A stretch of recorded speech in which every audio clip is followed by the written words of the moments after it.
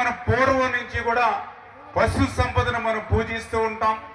మన కాయ కష్టాల్లో రైతాంగానికి ఎండనక వాననక పగలనక రాత్రనక కష్టపడి మనం ఏ రకంగా అయితే పని చేస్తామో మనకి చేదోడు వాదోడిగా మన కష్ట సుఖాల్లో భాగం పంచుకునేటువంటి మరి ఎడ్ల జాతిలో అత్యున్నతమైనటువంటి జాతి ఒంగోలు జాతి అనే విషయం మనందరికీ తెలుసు.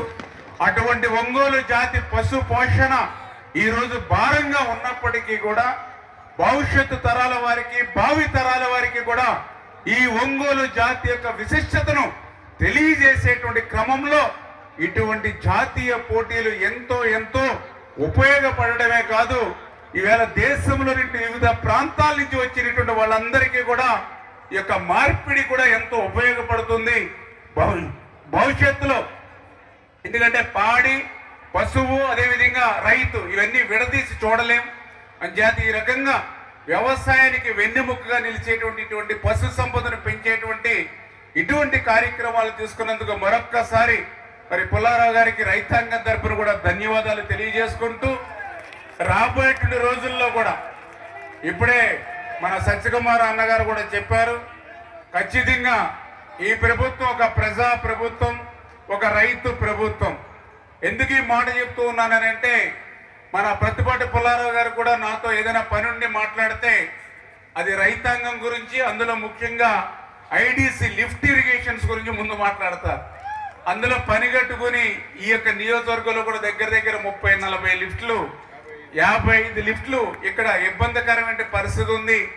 దగ్గర దగ్గర వేలాది ఎకరాలు పంటల్లోక ఇబ్బంది పడుతున్నామని గత 5 సంవత్సరాల వైఎస్ఆర్సీపీ పాలనలో లిఫ్టులకి కనీసం ₹1 మెయింటెనెన్స్ కూడా లేనిటువంటి స్థితిలో ఆంధ్రప్రదేశ్ రాష్ట్రంలో 1050 లిఫ్టులుంటే అందులో 840 లిఫ్టులు పనిచేయడంలో గత 5 సంవత్సరాల పాలన పాపం ఫలితం.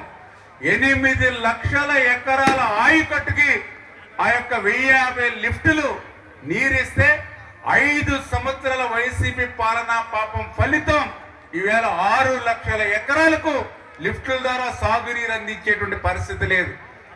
మరి ఈరోజు గౌరవ ముఖ్యమంత్రి చంద్రబాబు నాయుడు గారు ఏదైతే లిఫ్టులకి మనం 100-200 కోట్ల రూపాయలు ఇచ్చి మనం రిపేర్లు చేసినా మళ్ళీ మెయింటెనెన్స్ అనేది రైతాంగానికి భారం కలుగుతోంది అనే ఉద్దేశంతో మొత్తం 1050 లిఫ్టులు కూడా మళ్ళీ మీరు 6 సంవత్సరాల వరకు కూడా టెండర్లు పిలిచి మొత్తం రిపేర్లే ప్రభుత్వం చేసి మళ్ళీ ప్రభుత్వమే మెయింటెనెన్స్ చేసేటువంటి విధంగా రైతాంగానికి ₹1 కూడా భారం ఉండకూడదు అనేటువంటి ఆలోచనతో మరి త్వరలోనే టెండర్లు పిలుస్తూ ఉన్నాం. మరి ఆ టెండర్ల ప్రక్రియ పూర్తయిన తర్వాత మరి ఆంధ్రప్రదేశ్ రాష్ట్ర వ్యాప్తంగా 1050 లిఫ్టులు అదేవిధంగా మీ నియోజకవర్గంలో ఉన్నటువంటి 55 లిఫ్టులు కూడా మళ్ళీ జనజీవన స్రవంతిలోకి రైతాంగానికి అందుబాటులోకి తీసుకొస్తామని చెప్పి మీ ద్వారా తెలియజేస్తూ ఉన్నాం. ఇది రైతు ప్రభుత్వం అంటే. ఎందుకంటే గతంలో కూడా వైసీపీ ప్రభుత్వంలో చూసాం, ఒక లాకులకు కానీ ఒక షట్టర్స్ కానీ ఒక రోప్స్ కానీ మరామతుల మాట నుంచి కనీసం గ్రీజు పెట్టి కూడా మెయింటైన్ చేయనటువంటి స్థితి. దానికి ఉదాహరణ మీరు చూసారు, ఇక్కడే గుండ్లగమ్మ గేట్లు కొట్టుకుపోయినటువంటి పరిస్థితి, పులిచింతల గేటు కొట్టుకుపోయినటువంటి పరిస్థితి, అన్నమయ్య ప్రాజెక్టు కొట్టుకుపోతే ఊర్లు తుడిసిపెట్టుకుపోతే 42 మంది శాసనసభ్యులు మాజీ మంత్రివర్యులు పుల్లారావు గారి యొక్క ఆహ్వానం మేరకు ఈ కార్యక్రమానికి విచ్చేసి కార్యక్రమంలో పాల్గొన్నందుకు వారికి ప్రత్యేకమైనటువంటి ధన్యవాదములు.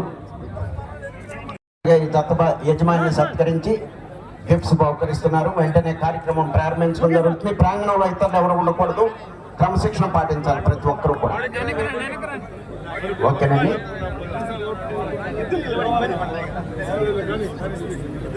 శ్రీ లక్ష్మీ వెంకటేశ్వర నా కెమెరా కొద్ది కనెక్ట్ పెట్టు.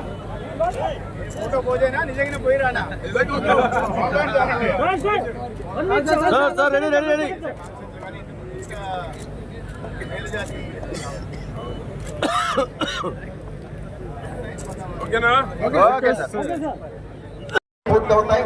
వెంటనే విజేతలకు బహుమతులు బహుకరించడం జరుగుతుంది ఆహ్వానితుల చేతుల మీదుగా. చక్కగా ప్రశాంతంగా ఆహ్వానితుల్ని కార్యక్రమాన్ని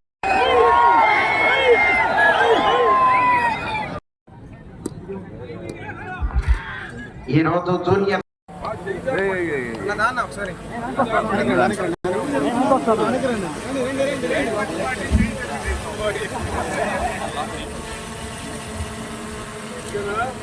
నా వెనక్కి పెట్టు దయచేసి గ్రామీణ లోపలికి వెళ్ళినటువంటి సోదరులంతా వ్యక్తులు బెదురుతా ఉన్నారని నిర్వాహకులు చెప్తా ఉన్నారు. దయచేసి బయట నుంచి వచ్చిన విశిష్ట అతిథులు, శాసనసభ్యులు, పార్లమెంట్ సభ్యులు, మినిస్టర్లు, మన పార్టీ నాయకులు అందరూ కొద్ది మంది మాత్రమే ముఖ్యమైన వ్యక్తుల లోపల నుండి మిగిలిన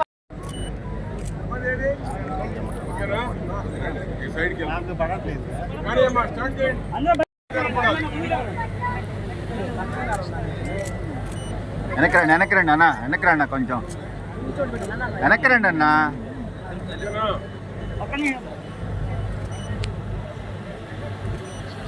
ఓకే సార్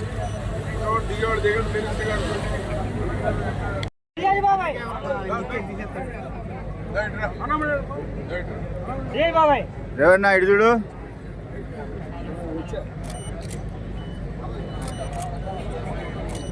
అయిపోయిందా మీది? రండి. అయిపోయినా